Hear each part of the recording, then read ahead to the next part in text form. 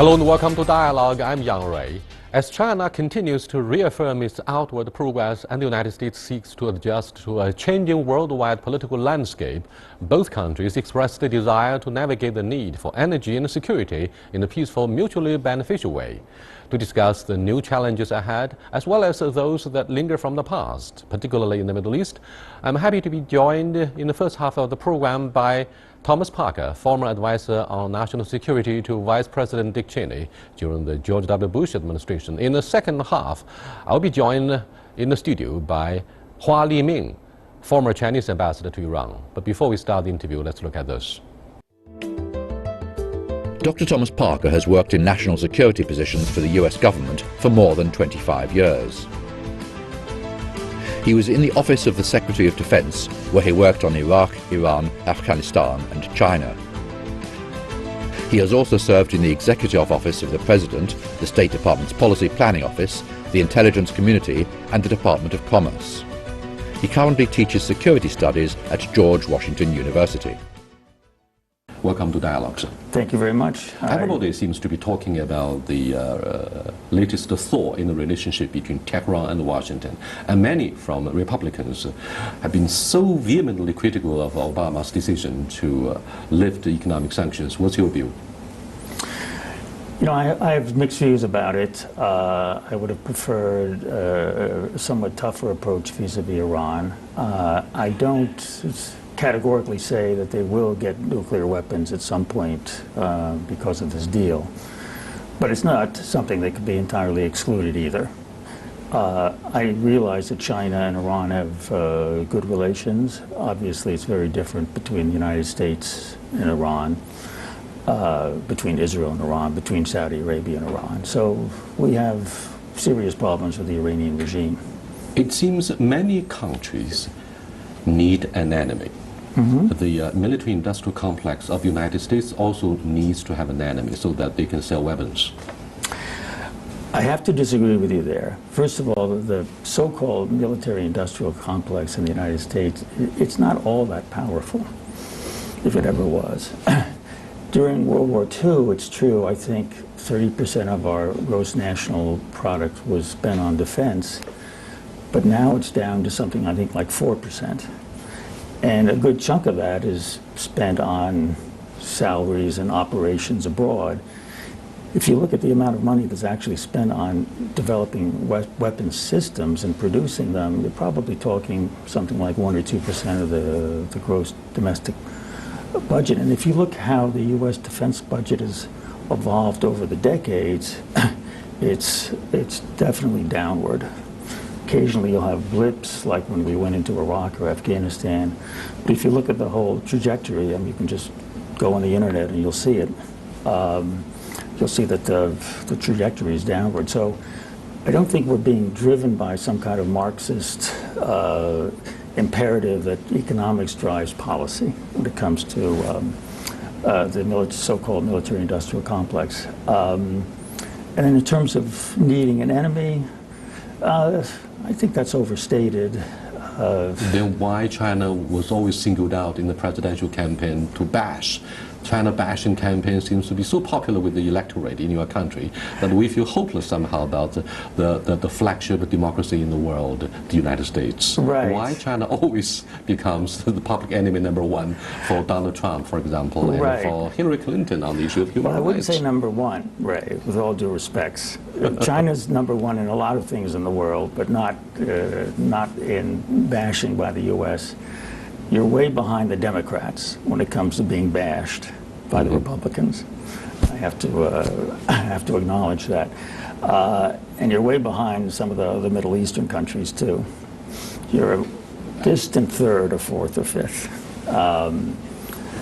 So in other words, I think you have to put this in perspective. It's true there's a lot of criticism of a lot of things, including China, during a presidential campaign. But there's a lot of criticism of a lot of things. And once the campaign is over, the administration gets down to business, a new administration, the reality principle settles in. And so I think, look forward to a basic continuity of relations between us and China.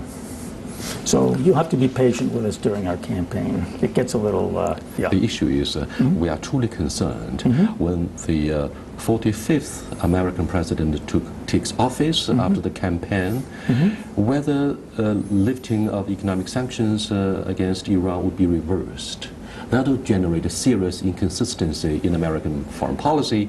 That will discredit your foreign policy. That will be the undoing of the American image as the leader of the world. I think any new president should be aware that if you reverse policies in a very dramatic way, you better know what you're doing.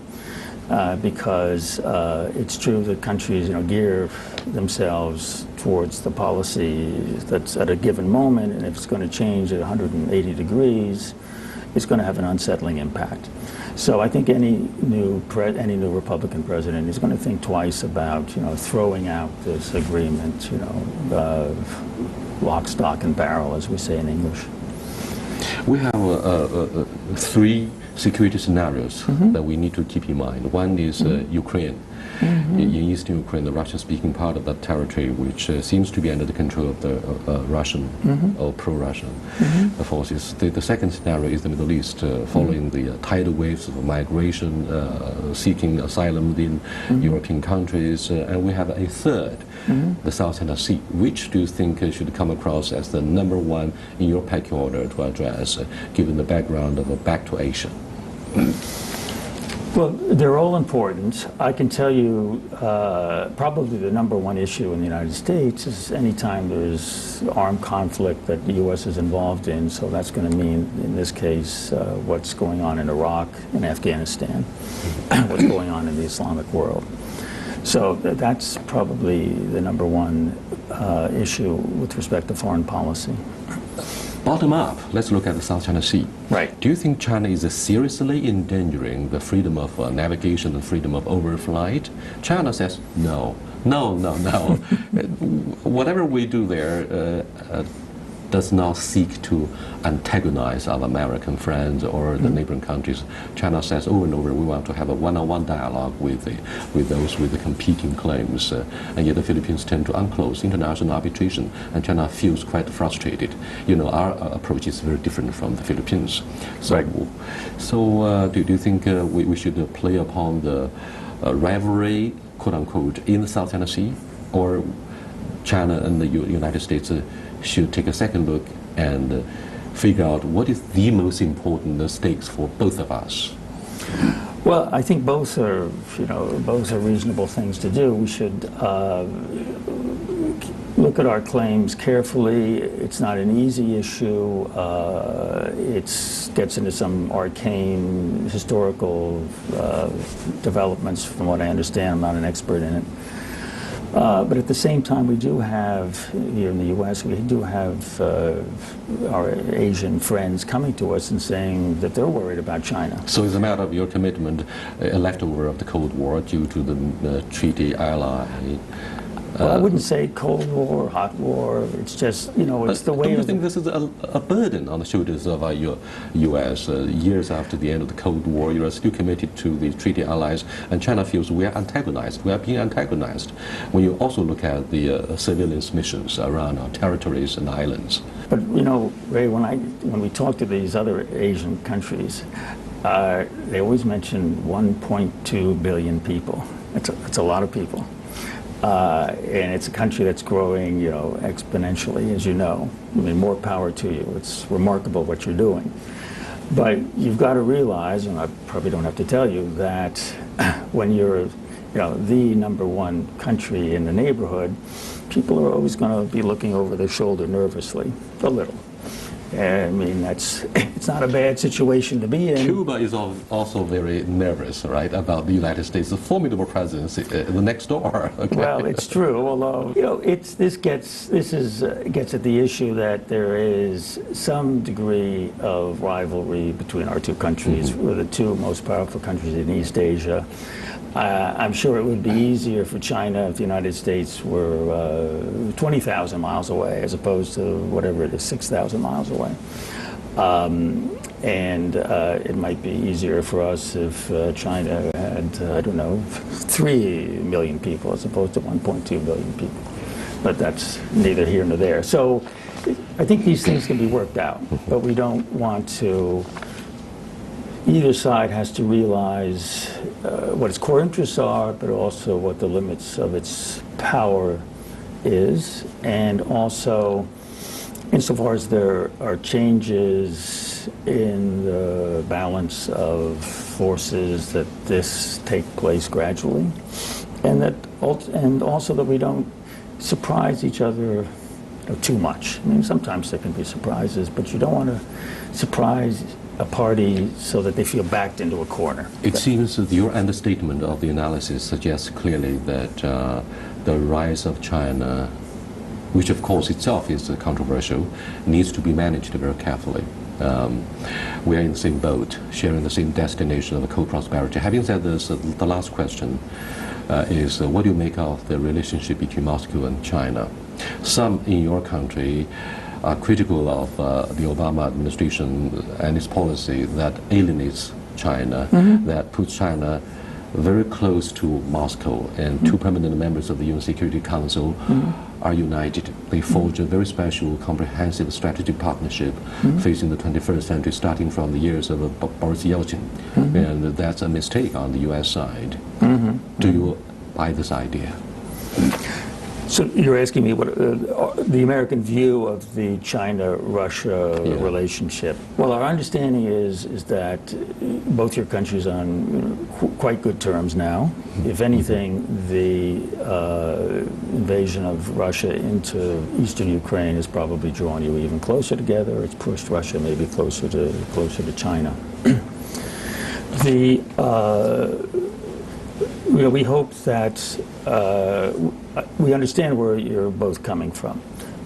Having said that, we hope that we can maintain reasonably good relations with both of you, and that perhaps the rise of ISIL could unite the United States and Russia with a common mission to fight the common evil, like in the Second World War, you were fighting the same enemy, Adolf Hitler. Well, in theory, I see your point, but I don't think it'll actually work out that way in terms of military operations. Thank you very much. Thank you. Okay, Time Ray. is running out. I'm sorry for this. No. Welcome back, Ambassador Hua. President Obama drew a lot of criticism from most of the Republicans for his decision to lift economic sanctions against Iran. Public opinions in the United States are seriously divided as to whether this is a wise move. However, other than the urgency of legacy building on the president's side, there must be a reason, a strong one, behind his significant move to start the process of rapprochement with this Persian state. What do you think, in your opinion, should be the strong reason? I think for the United States, it's time to change its Middle East policy. I remember 2008 when President Obama came to the White House. He started to change the U.S. Middle East policy. That includes 4 points. First is to settle the Israeli-Palestinian issue. The second is to focus on Iran. The third is to withdraw from Iraq and Afghanistan forces and the dependency of the United States on Middle East island. I think he has made very major steps to these things, except Israeli and Palestinians. For Iran, I think Obama has been quite successful to settle the Iranian issue. The reason behind all these U.S. Middle East policies is that United States has invested too heavy after the end of the Second World War in Middle East. And today, in 21st century, the United States cannot afford such a big burden in the Middle East when the United States pivot to Asia. That's the broader backdrop against which we had this policy change from the Obama administration. As you said wisely, that there are many stakes that the United States has to face up to. And you mentioned the 4 major issues. So how about the issue of asylum seeking that swept the whole of continental Europe? And Turkey itself accepted up to 2 million, despite its limited capacity, to accommodate the needs and catering to the needs of the refugees. So, what do you think should be the solution to the fundamental cause for all the instability that led to the massive exodus and influx of the refugees? You see, Obama did have very good ideas about the U.S. Middle East policy. But remember, we all should remember that Barack Obama still is the president of the United States of America. So he has to reflect the strategic and geopolitical U.S. policy. So again, during his administration, Obama had made, again, mistakes in Middle East as president of the United States. For instance, the Libya issue and the Syria issue. The United States joined the European countries, especially France, to bombard Libya and kill Muammar Gaddafi, and to finish that regime. And again in Syria, in 2011, when anti-Bashar Assad demonstrations started in Damascus, Barack Obama, the president of the United States, first announced that Bashar Assad is an illegal president. So with the support of the United States and all the Western countries and NATO, a war, a very bad war started in Syria. And I think that the Europeans now, they are testing the bitter fruits they have once they have calculated, or in 5 years before. Ambassador Hua, don't you think there is a structural contradiction for the U.S. stakes in the Middle East and in the Asia-Pacific region? On the one hand, China is needed by all of the Western countries to fight ISIL or Daesh, to stabilize the situation which is being threatened and endangered by sectarian violence. And third, we both need to have a nuclear-free Middle East. And of course, both countries, all of the major economies benefit enormously from the very low oil prices. Above all, China is expected to assume corresponding international responsibilities with our rapid economic expansion in recent decades. So China is needed on these multiple fronts in the Middle East. On the other hand, China is viewed as someone who wants to steal the spotlight and still share the center stage with the United States in the Asia-Pacific region. Hence, we see the back to Asia or re-imbalancing China's influence in this region. Now, how could the U.S. maintain a balance if they think that China should be regarded as a major player? I remember U.S. has criticized China's Middle East policy and condemned China as a free rider in Middle East. Actually, that's not the true story. I think all the problems now we have in Middle East actually has triggered by the United States itself.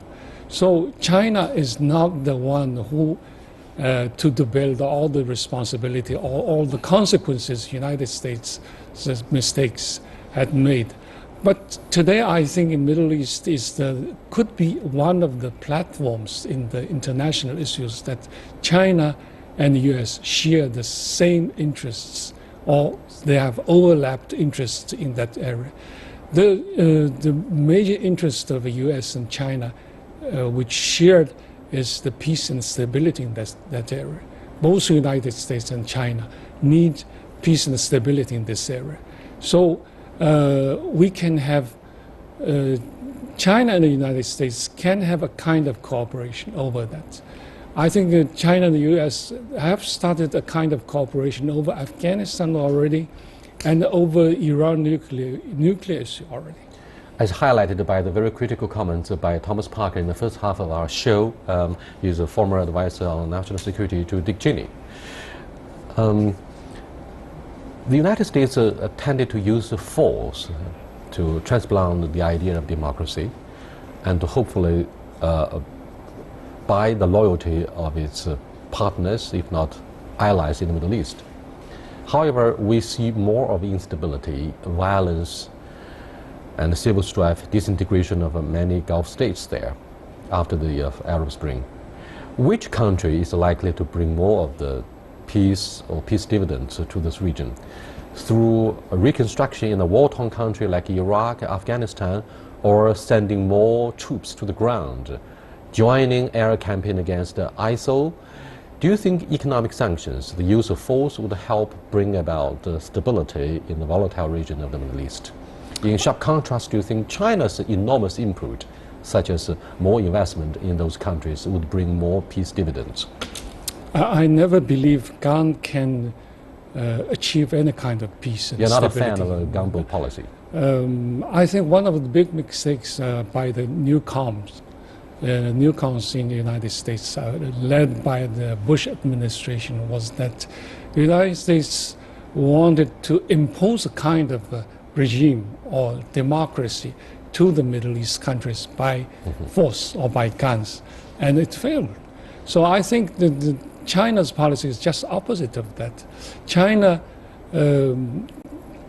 policy is that they let the Middle East people themselves try to find a way which can suit themselves, but not by the way of guns, by the way of keeping good relations with, and give the chance, give the opportunity to the Middle East people. Then what do you think of the outcome of the Geneva talks that involves representatives of the Syrian government as well as opposition forces? The Geneva talks says, unfortunately, for the second round, again failed Because of the conflicts between major powers? Major powers and the disunity among the opposition themselves. Particularly on the issue of the future of President Assad. Yes, that's the problem. And the way of giving humanitarian aids.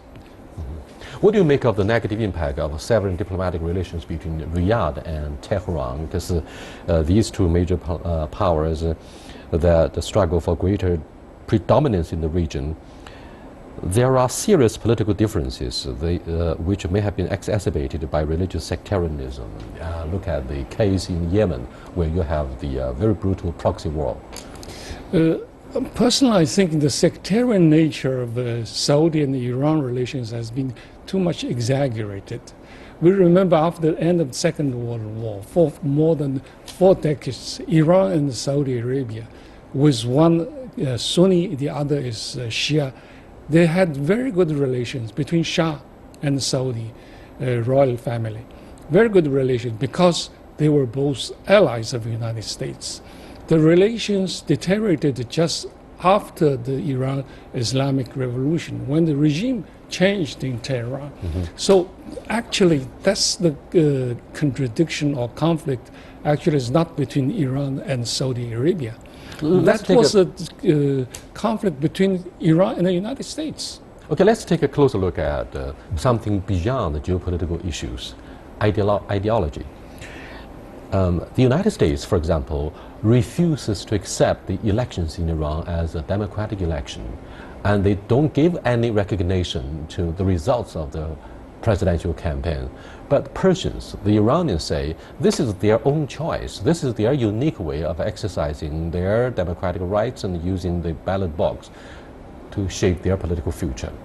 The other issue I want to call your attention to is that ISIL, the Daesh, thrives on the ideology of Islamic extremism. You may send fighter jets to bomb and eradicate some of the military presence there of this radical, the ragtag radical forces there, but it seems to be very, very, very difficult to eradicate and root out the ideology itself that spreads so quickly with the use of the internet. And ISIL has been able to recruit brilliant young people from both the Middle East and the European countries. First, the democracy of Iran. I would say, yes, democracy in today's Iran is limited, or mandated democracy, because beyond democracy, the elected president and elected parliament, there is a leadership who has the final say. but which is more democratic when we compare Iran and Saudi Arabia? So why United States can accept the royal family of Saudi Arabia, they cannot accept the regime in Tehran. So that's not a question of democracy. That's just United States, unlike this kind of regime in Middle East, because it's challenging the domination of leadership of the United States in the Middle East. That's the key of the question. Well, what's the relationship between the Iran president and the spiritual leader Khamenei at this moment, the Grand Ayatollah?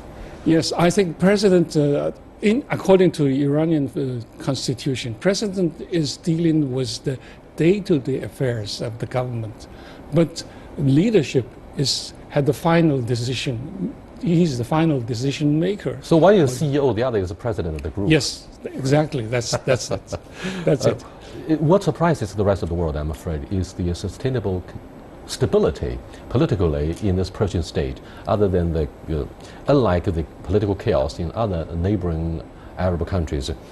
Having said this, do you see a larger role that China could play in bringing about the peace? Because President Xi Jinping has just wrapped up his official visit to 3 major players in the Middle East: Saudi Arabia, Egypt, and Iran. He was given very warm welcome by the 3 individual countries. It seems that those who follow the process in the West say, hey, China's role is looming larger, given its rapid expansion of the oil stakes there. And China is, of course, one of the P5 of the UN Security Council, and we make friend with all players, including Israel. You see, China is the only big power in the world that never had imperial ambition in the Middle East. Unlike United States, Russia, and the UK. So China. Are you repeating what President Xi Jinping said? We do not seek to have a proxy or sphere of influence. Yes, exactly. China has done it for more than 60 years. So China has very good reputation, and China has good relations with all Middle East countries. Although among themselves, they have a lot of problems and a lot of conflict. So for instance, between Saudi Arabia and Iran, they have severe relationship, but both has very good relationship with China. And recently, when Chinese President Xi Jinping visited Saudi Arabia and Iran, he was warmly welcomed and received by both regimes. So that's the Chinese big advantage in Middle East. Do you think Turkey will fit into this equation? President Xi Jinping also visited Turkey to attend the G20 summit there. And in fact, this major regional power in the Middle East could also serve as a bridge that connects continental Europe and Asia. President Erdogan's ambition should never ever be underestimated. Do you think the current tensions between Moscow and Ankara will escalate beyond control? What do you think will be the future for these 2 countries in terms of stability in the Middle East? Turkish AKP government led by Erdogan was very successful since 2002, and by his policy, the Turkish economy was boosted. The Turkish rise to the one of the G20s, and the Turkish foreign policy, and they so proud of that. Turkey had 0 problem with their neighbors, but unfortunately, for recent 2 or 3 years, Turkish policy, domestic and foreign policy, has big changes. Turkey now has problem with all its neighbors, especially with Bashar Assad, with Syrian government, with Iran, with all other neighbors.